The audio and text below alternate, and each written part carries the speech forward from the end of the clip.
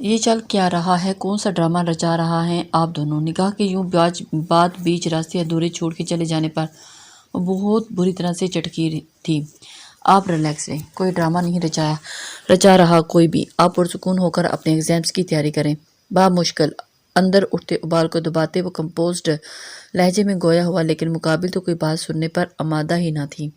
کیا مطلب آپ کا؟ میں پرسکون رہوں۔ 2 قدم آگے بڑھی اور اپنے آپے سے باہر ہوتی وہ ایک دم سے اس کی شرٹ کو دونوں مٹھیوں میں زور سے جھنجھوڑتے ہوئے بولی تھی، کیوں کیا مجھ سے نکاح؟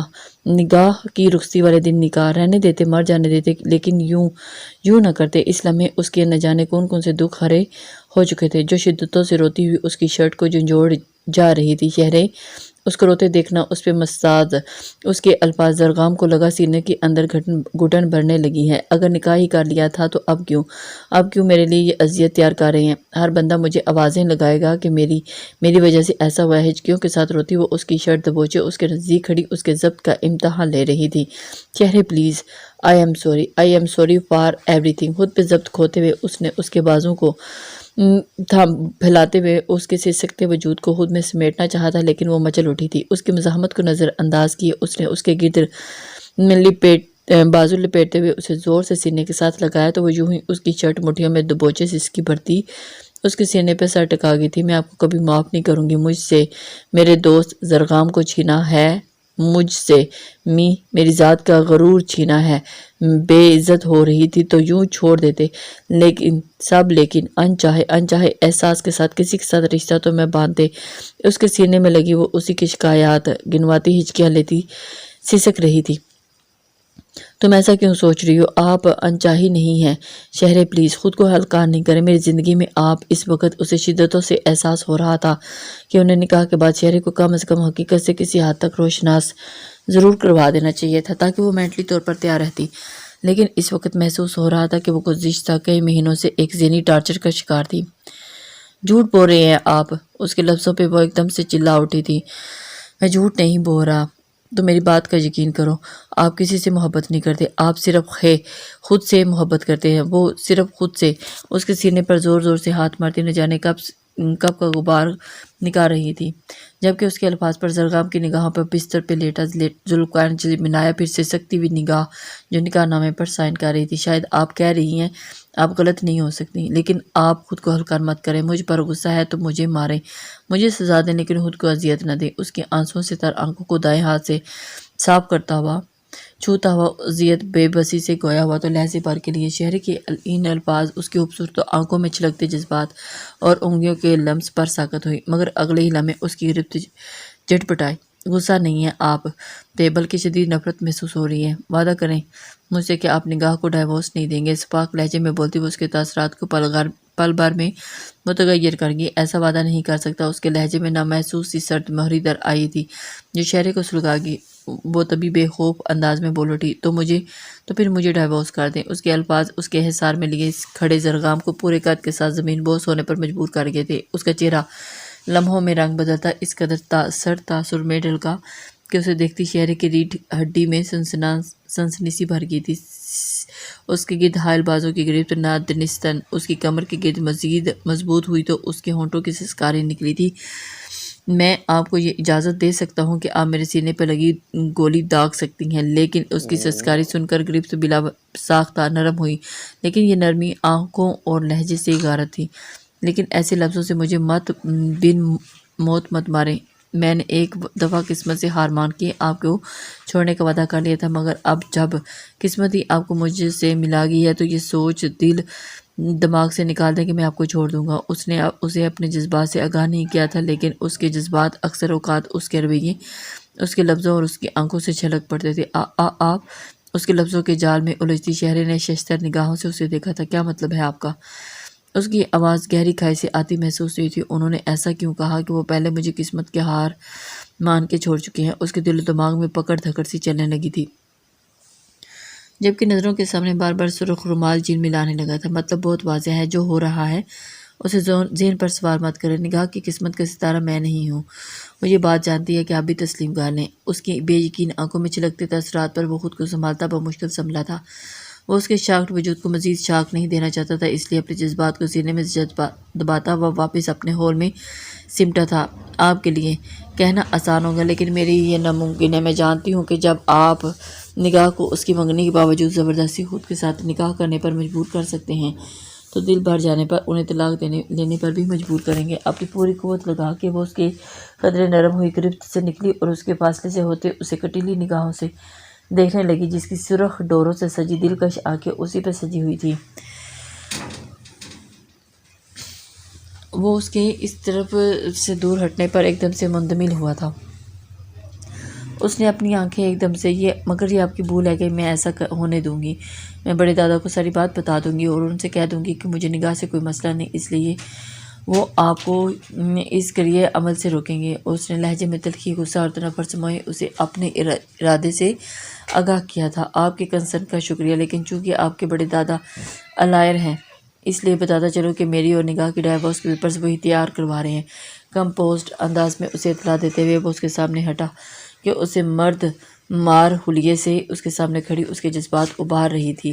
وہ ان جذبات کا اظہار نہیں کر سکتا تھا لیکن گنجے ہونے کا حدشہ بدرجہ تو موجود تھا۔ کیا اس کے کیے گئے دھماکے اس کے کانوں میں سائے سائے ہونے لگی؟ بڑے دادا نے اسے یقین دہانی کرانی چاہیے تھی لیکن اس سے پہلے کہ وہ اسے کوئی جواب دیتا اس کے موبائل بج اٹھا تھا۔ السلام علیکم سا ربحان کا نمبر دیکھ کر اس نے فوراً کال پک کی تھی۔ سفیر شاہ کو لے کر آؤ، میں پیر سیداں جا رہا ہوں۔ اس کا سلام بھی سنے بغیر وہ جلدی سے بولا تو وہ ٹھٹکا تھا۔ دماغ خراب ہے تمہارا؟ تم مجھے کہہ رہے ہو میں تمہاری جیل توڑ کے تمہاری قیدی لے کر بھاگوں؟ شہر کی موجودگی کے باعث وہ دبی دبی آواز میں گرایا تھا لیکن تب تک وہ کال بند کر کے اسے 2 میسیجز فارورڈ کر چکا تھا جنہیں دیکھتے ہی اس کے چہرے کا رنگ فوری طور پر بدلا تھا۔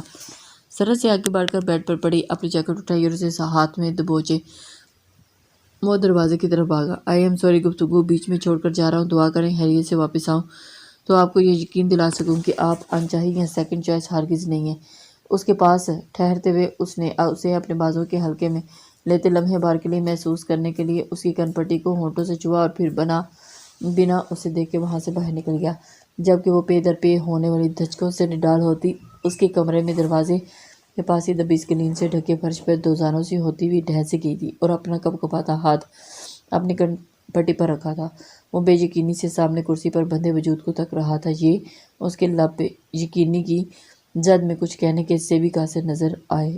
آبی کے ساتھ اسے بھی کڈنیپ کروایا آپ نے؟ اس نے ساری ہمت مجتمع لفظوں کو ترتیب دی تھی جبکہ آنکھیں ہنوز کرسی پہ بندھے نازک وجود پر مرکوز تھی۔ آبی کو کال کی تھی لیکن اس نے بات سنے بغیر ہی فون بند کر دیا تھا کہ وہ اپنے شوہر کے خلاف نہیں جانا چاہتی تھی، مگر آج خوش قسمتی سے آبی اس لڑکی کے ساتھ تھی یونیورسٹی جاتے ہوئے، تو بس ہم نے موقع سے فائدہ اٹھا لیا۔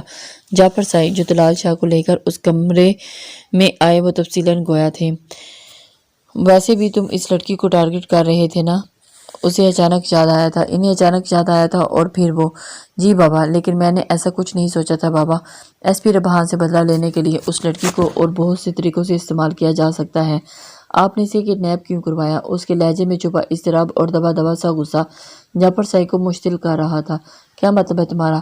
اب دشمنوں پر وار بھی ہم بزدلوں کی طرح کریں گے؟ ان کی آنکھیں مارے غصے کے دہکنے لگی تھی جب اس کی کرسی کی ہتھیوں پر بندھے ہاتھوں کو دیکھتی، آنکھوں کے کنارے ہلکے ہلکے سرخ ہونے لگے تھے۔ آبی کو اندر سے اسی حجرے میں پہنچا دیا ہے، کل تک اس سے خلا کے کاغذات سائن کروا کے اس سے ہمارا اب کوئی واسطہ نہیں ہے۔ وہ اسی ہجرے کے لیے چنی گئی تھی، وہاں تک پہنچا دی گئی ہے۔ بے رامی سے اگلے حکم جاری کیے تو اس کے دل سے گھٹن سی بڑھنے لگی تھی۔ اوکے، میں کل تک خلا کے پیپر سائن کروا لوں گا لیکن آپ اس لڑکی کو واپس بھجوائیں۔ آبی کی ایسی واپسی اس کے لیے بہترین سزا ہوگی۔ اس کے علاوہ اس لڑکی کو ہم بادم، اس نے بہت ٹھہرے ہوئے انداز میں باپ سے کہنا چاہا تھا، طلال شاہ تمہیں اس لڑکی تک اپنے خاندان کی بے عزتی کا بدلہ لینے اور اپنے چچا کی رہائی کے عوض استعمال کرنے کے لیے بھیجا گیا تھا، یوں دشمنوں کے ساتھ دل لگانے کی اجازت نہیں دی تھی۔ اس کی طرفداری پہ وہ ایک دم سے ضبط کھوتے ہوئے بڑھ کے تو اس کا چہرہ اہانت کے احساس سے سرخ پڑا تھا۔ ایسا کچھ نہیں ہے بابا سائی، اس نے سرد لہجے میں باپ کی نفی کی تھی جبکہ آنکھیں ہنوز رسیوں کی گرفت میں سرخ ہوتے ہوئے ہاتھوں پہ مرکوز تھی کیونکہ چہرے تک پہنچنے والی نظر عجیب ملامت کا احساس دلا رہی تھی۔ ایسا کچھ ہونا بھی نہیں چاہیے۔ اس ایس پی کو اطلاع دے دی ہے، امید ہے عقل ٹھکانے لگ چکی ہوگی اور آ رہا ہوگا تمہارے چچا سائی کو لے کر، انہوں نے بے لچک لہجے میں کہتے ہوئے اپنے پیچھے آنے کا اشارہ کرتے باہر کی جانب قدم بڑھائے تھے۔ سفیر چاچا کی رہائی کے بعد آپ اس لڑکی کو چھوڑ دیں گے؟ اس نے ایک آخری نظر اس پر ڈالتے ہوئے ان کی تعقب میں قدم بڑھائے۔ نہیں، کم سے کم اتنا عرصہ مکمل ہونے تک تو بالکل بھی نہیں جتنا عرصہ ابھی ان کے پاس رہی۔ ان کے جواب پر اس کے دل میں ہونے والی پکڑ دھکڑ شدید سے شدید تر ہونے لگی تھی جب وہ چپ چاپ آگے بڑھتا چلا گیا۔ تم نے واقعی شاعری سے اس طرح بات کی؟ نین کی بے یقین آواز پہ وہ ہلکی سی جھنجھلائی تھی۔ اب کیا لکھ کے دوں؟ غصہ آ گیا تھا تو بس پتہ نہیں کیسے لیکن کر دی۔ اسی جھنجھلاہٹ زیر اثر گویا ہوئی تھی۔ جس دن شہرے کو چھوڑ دینے کی وجہ سے زر کو نروس بریک ڈاؤن ہوا تھا اس کے بعد سے میں بہت ڈر گئی تھی نین۔ شہرے اگرچہ اپنی جگہ بالکل ٹھیک ہے، اس کے لیے یہ سب سمجھنا، اسے فیس کرنا، اسے ایکسپیکٹ کرنا پاسبل نہیں ہے، لیکن اس کی باتوں پر زر کے چہرے کے تاثرات مجھے خوفزدہ کر گئے تھے۔ مجھے لگا کہ ہم ایک دفعہ پھر سے اسے کھونے والے ہیں۔ تو بس گزرے لمحوں کی اذیت یاد کرتے وہ آہستہ آواز میں گویا ہوئی تو نین چپ سا ہو گیا تھا۔ وہ پانچوں واقعی ایک دوسرے کے لیے اتنے ہی پوزیسو تھے کہ انہیں تکلیف دینے والا برا لگنے لگتا تھا۔ اوکے بٹ وہ کم عمر اس سارے سے بے خبر ہے، اس لیے معذرت قبول کر لینا۔ آفٹر آل ہمارے ہینڈسم کی من چاہی محبوبہ منقوہ ہے۔ نین کے لمحوں کی کثافت دور کرنے کے لیے نرم لہجے میں کہا تو وہ ہولے سے مسکرا دی تھی۔ وہ تو میں ضرور کہوں گی، لیکن ایک بات ہے، یہ کم عمر اور من چاہی محبوبہ منقوہ اس 5 فٹ 11 انچ کے ہینڈسم مرد کو تکنی کا ناچ نچانے والی ہے۔ اس نے شہرے کا غصیلا لہجہ اور زر کا اسے ریلیکس کرتا مصالحتی لہجہ یاد کرتے ملحوظ کن انداز میں کہا تو وہ دونوں ایک ساتھ ہنس دیے تھے۔ تم بتاؤ ٹھیک ہو نا؟ انکل کا کچھ پتہ چلا؟ کچھ ثانیوں کے بعد وہ فکر مند سی گویا ہوئی تھی۔ میں ٹھیک ہوں، ربحان کا شک بالکل ٹھیک ہے۔ بخت خان یہیں کراچی میں ہی بزنس کر رہا ہے، اس لیے یہ تو کنفرم ہو چکا ہے کہ پاپا کو کراچی میں ہی رکھا گیا ہے، اور یہ سب سے اچھی بات یہ ہے کہ بخت 1 گھنٹہ قبل کراچی سے نکل چکا ہے۔ اب پاپا کو ڈھونڈنا زیادہ آسان ہو جائے گا۔ وہ اپنے مخصوص نرم انداز میں تفصیل سے گویا ہوا تو نین کے چہرے پر پرسکون پر بھی سکون پھیلا تھا۔ اس کی تیز رفتاری جب پیر سیدھا کی حدود میں داخل ہوئی تو چھپے چھپے پہ کھڑے پیر حویلی کے کرندے الرٹ ہوئے تھے، کیونکہ اس کی گاڑی کے پیچھے آتی سیاہ ویگو میں فرنٹ سیٹ پر سپیڈ سائی موجود تھا۔ اسے جیل سے نکلوانے کی کیا ضرورت تھی؟ زر نے کان سے لگے ایئر بڈ کے ذریعے اسے مخاطب کیا تھا جو اسے اگلی گاڑی میں موجود گاڑی کو گویا بگا رہا تھا جیسے ہوا اڑا رہا ہو۔ یہ ہمارا پیر سیدہ میں انٹر ہونے کے لیے ایک باضابطہ ٹکٹ ہے۔ اس کی آواز میں اس کی ازلی شرارت مفقود تھی، جبکہ اس کے جواب پر زر نے ڈرائیو کرتے نفرت سے اسے دیکھا تھا جو اس کی شہرے کو تکلیف دینے کا سبب تھا۔ اسی کی وجہ سے جیل میں تھا، مگر آج وہی جیل توڑ کر اسے لے کے آیا تھا۔ ابھی سب سے پہلے کہاں جانے کا ارادہ ہے؟ اس نے اس کے ارادے جانے چاہے تھے۔ پیر سائیں کی خدمت میں سلام پیش کریں گے جو امید واثق ہے، ہمیں اپنا مہمان بنائیں گے تو بس پھر۔ اس نے سنجیدگی سے کہتے ہوئے بات ادھوری چھوڑ دی، لیکن اس ادھوری بات کا مطلب وہ اچھے سے سمجھ چکا تھا۔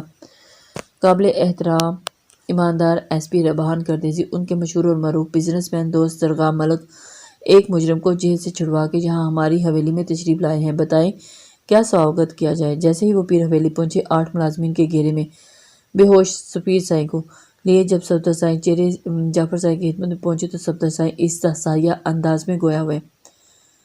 آپ جو چاہتے تھے وہ آپ کو مل چکا ہے، میری بیوی اور بہن میرے حوالے کریں۔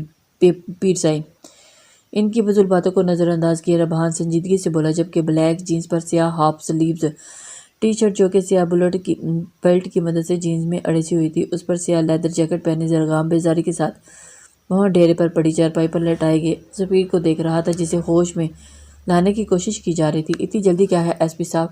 کل تک انتظار کریں، کیونکہ میں چاہتا ہوں جب کل کا سورج یہ خبر ہر جگہ پھیلائے کہ ایس پی ربحان دوستوں کی مدد سے مجرموں کو جیل تڑوانے میں مدد دیتا ہے، تو تمہارے چہرے کے تاثرات میں اپنی آنکھوں سے دیکھوں۔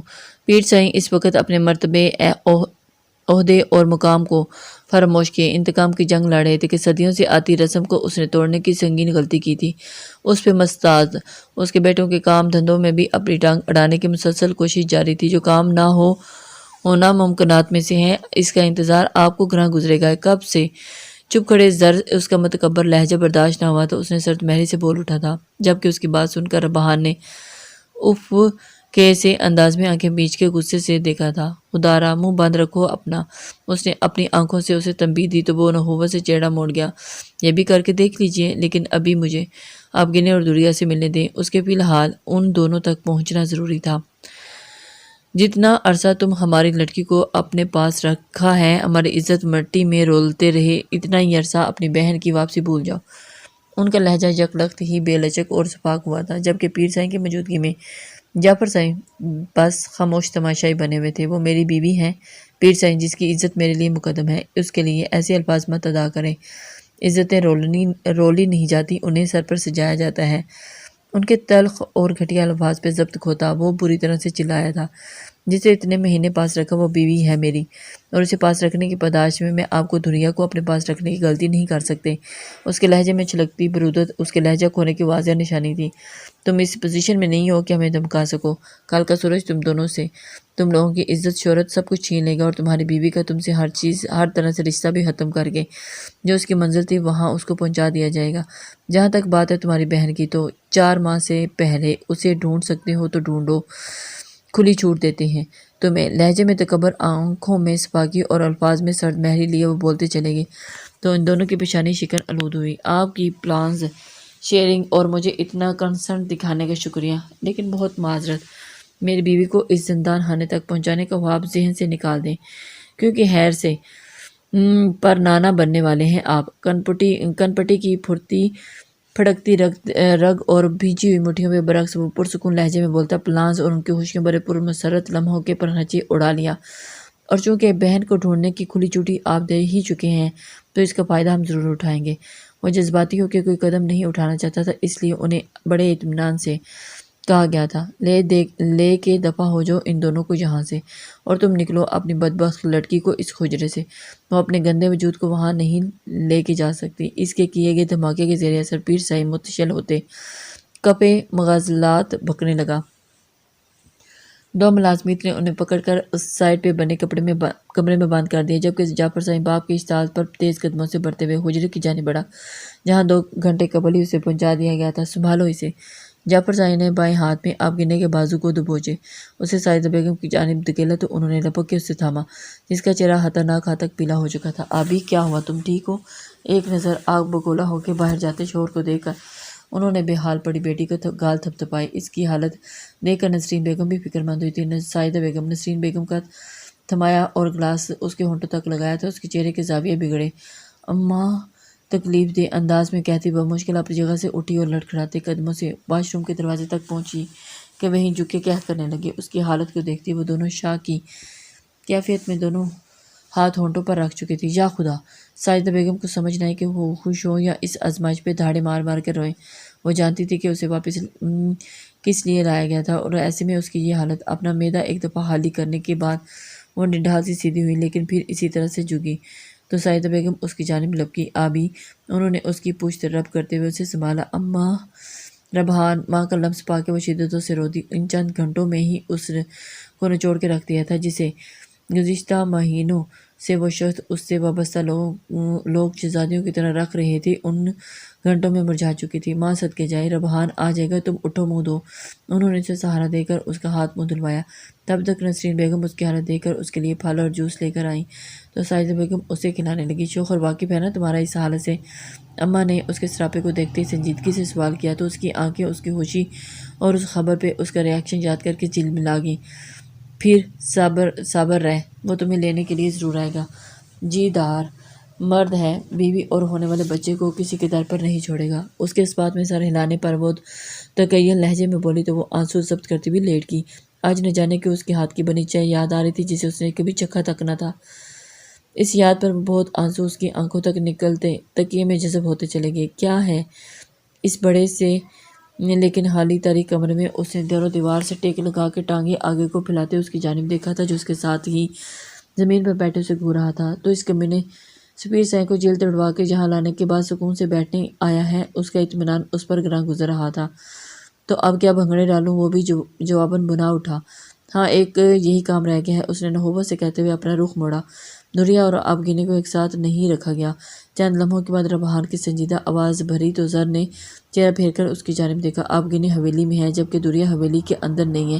اس نے جو کچھ پیر سائیں کی باتوں سے اخذ کیا تھا اس کے مطابق بول رہا تھا۔ تم آبگینی کے پاس جاؤ، میں دھریا کو سیکیور کرنے کی کوشش کرتا ہوں۔ زر نے اس کی پریشانی سمجھتے ہوئے نرمی بھری سنجیدگی سے کہا، ابھی ہم یہاں سے نہیں نکل سکتے۔ ربحان کی بات پہ زر کی پیشانی پر بل پڑے تھے۔ میں سپیر شاہ کی جیب میں لگائے پن میں منی کیمرہ ایڈجسٹ کر چکا ہوں، ہمیں جب تک ان دونوں کی صحیح لوکیشن نہیں پتہ چلتی ہم نہیں جا سکتے۔ اس نے تفصیل سے بتاتے اپنی کلائی پہ بندھی ڈیجیٹل واچ کے سامنے جس سفید شاہ کو حال بہوش پراڈو رکھا تھا ویسے ہی وہ صبح تک ہوش میں نہیں آئے گا۔ اچانک یاد آنے پر ابہان کو غور سے دیکھا، نیم تاریخ کمرے میں کچھ فاصلے پر بیزاری سے ادھر ادھر گھومنے لگا۔ جتنی ڈوز تم نے کہی تھی اسے ڈبل دے کر لایا ہوں، صبح تو کیا رات تک بھی ہوش نہیں آئے گا۔ زر کے لہجے میں سفید شاہ کے لیے نفرت ابھر رہی تھی، جبکہ ربحان اب خاموشی سے کلائی پر بندھی گھڑی پہ نظریں جمائے منتظر بیٹھا تھا۔ صبح اس کی آنکھ اپنے معمول کے مطابق فجر کے مطابق کھل گئی تھی۔ سب سے پہلے اس نے گردن گھما کر بیڈ پہ دیکھا تو اماں بہت پرسکون نیند لے رہی تھی۔ ان کی جانب سے مطمئن ہو کر واش روم کی جانب بڑھ گئی۔ واش روم سے وضو کر کے آئی اور نماز ادا کرنے لگی۔ جب اس نے آخری رکعت کے بعد سلام پھیرا تو اماں جاگ چکی تھی۔ یہ وہ کہاں ہے؟ اسے سمجھ نہیں کہ وہ آیا۔ یہ استفسار ذوالنورین کے لیے تھاما، اس ملازمہ کے لیے جو انہیں قید میں رکھتی اس کی نگرانی کرتی آئی تھی۔ السلام علیکم، کیسی ہیں آپ؟ ان کا سوال نظر انداز کر کے وہ دعا کے بعد دعا میں مانگنے کا سوچنے کے بجائے نماز سے اٹھ کھڑی ہوئی تھی اور چلتی ہوئی ان کے نزدیک آئی، جو اب اٹھ کے بیٹھ چکی تھی مگر اجنبی نظروں سے کمرے کے در و دیوار کو دیکھ رہی تھی۔ وعلیکم السلام، تم بہو ہو نا؟ اس کے کھلتے ہوئے چہرے کو دیکھتے ہی اس کی نظریں اس کے رخسار پر مدھم ہوتے سٹیچز کے نشان پہ گئی تھی۔ جی کل آپ ملی تھی نا اپنے بیٹے سے؟ ان کے پاس بیٹھنے کے بجائے وہ اس سے باتیں کرتی ان کے پاس جانے لگی۔ ہاں تم اس کی دلہن ہو نا؟ ان کے سوال پہ اس کے ہاتھ بالوں کو سلجھاتے ہوئے ہلکا سا کپکپا اٹھے تھے، جب ایک میٹھی سی لہر دل میں دوڑ گئی تھی۔ جی، مختصر جواب دیتے بالوں کو بال دینے لگی تھی۔ مجھے واپس جانا ہے، وہ مارتی ہے۔ وہ ابھی تک کمرے سے مانوس نہیں ہو پا رہی تھی، تبھی ذہنی رو بھٹکتی ہوئی واپس اسی پوائنٹ پہ سٹک ہو گئی تھی۔ اب بالکل نہیں مارے گی، اب اپنے بیٹے سے کل ملی تھی نا، وہ آپ کو کچھ نہیں ہونے دے گا۔ اس نے اس کے بال اچھے سے سمیٹ کے نرمی سے اسے تسلی دی تو وہ حالی مگر خوف کی پرچھائیوں سے مزین نظروں سے اسے دیکھنے لگی۔ تم میرے پاس رہو گی نا؟ اس کے کمزور لہجے میں ایک امید، آس اور یقین تھا۔ میں آپ کے ساتھ ہی ہوں، پر وقت اماں آپ کو انشاءاللہ کچھ نہیں ہوگا۔ شازمین میر اس کی سنگ دلی پہ وہ اندر تک اذیت کا شکار ہوئی تھی کہ ایسی کیا دشمنی تھی کہ اس کی کلثوم میر سے جو ان کے ساتھ اس حد تک ظلم اور بربریت کا مظاہرہ کر رہی تھی۔ تم نے چوڑیاں اتار دیں؟ وہ اس کے ہاتھ کو تھامتے سہلاتے ہوئے اس کی نظر اس کی سنی کلائیوں پر پڑی تو وہ بول اٹھی تھی۔ وہ رات میں بازو نیچے آنے سے ٹوٹ جاتی ہے نا، ابھی پہن لوں گی۔ اس نے فوراً سنبھلتے ہوئے انہیں تشبیہ کروائی تھی اور پھر بمشکل انہیں تھام کے واش روم تک لے کے گئی تھی اور ان کا ہاتھ منہ دلوا کے ان کو چینج کروایا۔ آپ یہاں بیٹھے، میں آپ کے لیے ناشتہ بھی لاتی ہوں اور چوڑیاں بھی پہن کے آتی ہوں، ٹھیک ہے نا؟ ان کو اچھے سے تیار کر کے ان کو بیڈ گراؤنڈ کے ساتھ ٹیک لگوا کے بٹھایا اور کمفرٹ ان کی ٹانگوں پر پھیلا کر خود کمرے کے ملحقہ دروازہ کھول کر اس کمرے میں داخل ہوئی جہاں وہ گزشتہ کچھ مہینوں سے رہ رہی تھی۔ دروازہ ہولے سے وا کر کے اس نے کمرے میں قدم رکھا تو کمرہ تاحال نیم تاریکی میں ڈوبا ہوا تھا، کیونکہ ابھی 7 بجے تھے اور کمرے کا مکین سو رہا تھا۔ کھڑکیوں پہ بھاری پردے موجود تھے، تبھی صبح کے آثار تاحال کمرے میں نمودار نہ ہوئے تھے۔ بڑے محتاط قدم اٹھاتی وہ اسی ملگجی سی روشنی میں ڈریسنگ مرر کے سامنے بڑی تھی اور اس نے ابھی ہاتھ پہلی دراز پہ ہی رکھا تھا کہ ایک دم ساکت ہوئی تھی۔ مس ابراہیم، نیند کے خمار میں ڈوبی بھاری مگر دلکش آواز اس پہ ایسا انداز تخاطب، اسے لگا کہ اس کا دل اچھل کے اس کے حلق میں آن اٹکا ہو جیسے۔ اس نے بغیر مڑے گردن گھما کے بیڈ کی جانب دیکھا تو جہاں وہ ہنوز کمبل سے منہ سر لپیٹے پڑا ہوا تھا۔ چند لمحے اس نے یوں ہی تکنے کے بعد اسے محسوس ہوا کہ شاید وہ بخار وہم اور سر جھٹکتے ہوئے دھڑکتے دل کے ساتھ واپس دراز کی جانب متوجہ ہوئی، مگر چوڑیوں کو ہاتھ لگاتے اسی زاویے پہ تھم گئے۔ مس ابراہیم، آپ کی آواز کی خماری بہت واضح تھی۔ اسی پل اس کے لائٹ جلانے سے کمرہ ایک دم چکمگا اٹھا تھا۔ اس نے گردن یوں ہی گردن گھمائے بیڈ کی جانب دیکھا تو یوں ہی بیڈ کمبل سے چہرہ نکالے دلکش سنہری آنکھوں میں نیند کا خمار لیا ہلکی سی سرخ ہوتی آنکھوں میں اسے دیکھ رہا تھا۔ اس کی آنکھوں کی دلکشی میں ڈوبی وہ لاشعوری طور پر ساکت اس کی آنکھوں میں دیکھے جا رہی تھی جب اس کی گمبھیر آواز پہ ہوش میں آئی، یہاں آئیں۔ وہ جو ٹکٹکی باندھے اسے تک رہی تھی، اس کے غیر متوقع پروگرام پہ پکار پہ وہ دم بخود رہ گئی تھی۔ اس کے دوبارہ بلاوے پہ وہ مرے قدم اٹھاتی بیٹھ کے اچانک نزدیک جا کھڑی ہوئی۔ مما کیسی ہیں؟ ایک بھرپور لائٹ نظر براؤن کلر کے سوٹ میں ملبوس ضلع میں ڈالتے وہ سیدھا ہوا اور سر سراہانے کے ساتھ ٹیک لگا کر بیٹھا تھا۔ ٹھیک ہے، جاگ رہی ہیں؟ انہوں نے پوری طور پر ساتھ سے ہی آگاہ کر دیا تھا وہ لیٹ ہرگز نہ کرے، جبکہ اس کے جواب پہ اس کے دل کی آنکھیں بل بل کے لیے جگمگا اٹھی۔ ماما کو خوش کرنے کے لیے مکمل کوشش کر رہی ہیں، لیکن آپ کو اچھے سے تبھی خوش ہوں گی جب آپ ان کے بیٹے کو خوش رکھیں گی۔ وہ جو پوری رات اس کی غیر موجودگی پہ باعث کروٹ پہ کروٹ بدلتا بے چین رہا تھا، اس نے یوں آنکھیں کھولتے ہی سامنے پا کے بے جا جواب کھول دی۔ آپ کی خوشی کس میں ہے؟ اس کی بات پہ اس نے پل بھر کے لیے پلکیں اٹھا کے اس کی جانب دیکھا، لیکن آنکھوں کے گہرے ارتکاز نے دوبارہ پلکیں جھکانے پہ مجبور کر دیا۔ یہاں بیٹھے، اس کے گمبھیر لہجے میں دیے گئے جواب پہ اس کی جھکی پلکیں بے یقینی سے اوپر اٹھتی اس کی جانب گئیں۔ جو اپنے بے حد نزدیک بیٹھ کی جانب اشارہ کرتا اسے بیٹھنے کو کہہ رہا تھا۔ وہ نہیں، میرا مطلب کہ مجھے اماں کے لیے ناشتہ تیار کرنا ہے۔ اس نے فوراً بکھلاتے ہوئے انکار کیا اور لاشعوری طور پر ایک قدم پیچھے ہٹی۔ اور جہاں تک آپ کی خوشی کی بات ہے، آپ کی اماں آپ کو مل گئی ہے تو 2 ہفتے آپ کے ایگزامز ہیں، پھر میں یہاں سے چلی جاؤں گی تو آپ کو مکمل خوشی مل جائے گی۔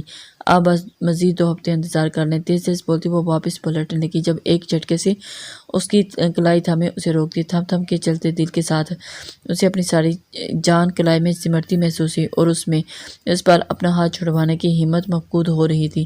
میرا برتھ ڈے ہے آج، اماں کی طرح پیار سے وش کر کے مجھے بھی خوش کریں۔ اس کی ساری باتوں بڑی سہولت سے نظر انداز کرتے اس نے اپنی کلائی کو جھٹکا دیا تو وہ کچلی